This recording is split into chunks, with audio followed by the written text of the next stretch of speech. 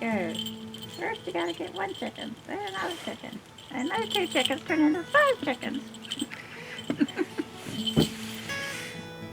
I'm trying to think of why I even wanted to do it in the first place. Hi, my name is Jolie, and I'd like to share with you a little bit about what it's like to raise chickens in a backyard. So when 2020 hit, I had a friend that had chickens, and for some reason I just wanted to go ahead and see what it would be like to have them. She had 2 babies, and she said if I wanted them for free I could have them. So I took some time fixing me up a place for them to live, and about a month later I went ahead and got them from her. They were about 8 weeks old.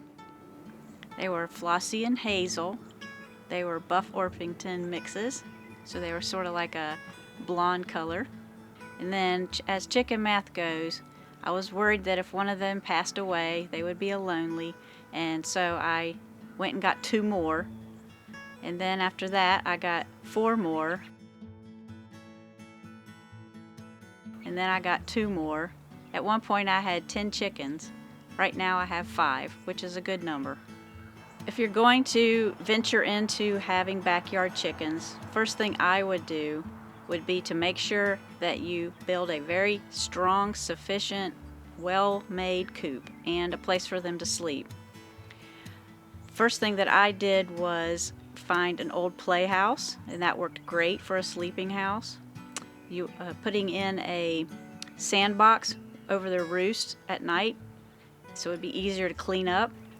Chickens poop a lot, no doubt. The next thing I would invest in is an electric fence, putting it around the whole coop and the run. And the coop that they sleep in, I would also reinforce that with hardwire cloth, just so you have double protection. When you have birds in your backyard and you have cats, always make sure that the cats are trained to leave the birds alone, which is why the electric fence around your chicken coop and run is very helpful, because they'll only touch it once and they'll not touch it a second time. Ask Ziggy. Of course, one of the major benefits of having a backyard flock, which is why a lot of people get into it, is for the eggs. Now, a lot of people say, you know, that first egg is like your $1,000 egg because of everything you've invested in having the flock and building their enclosures and buying their food. But it is still kind of neat to go out in the backyard, collect your eggs, have something already there that you don't have to go to the store and buy.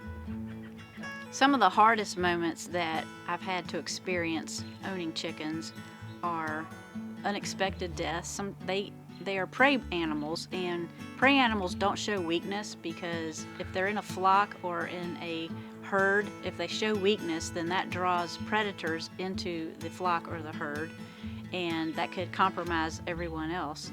So prey animals will, even if they're sick or if they are injured, they won't let on.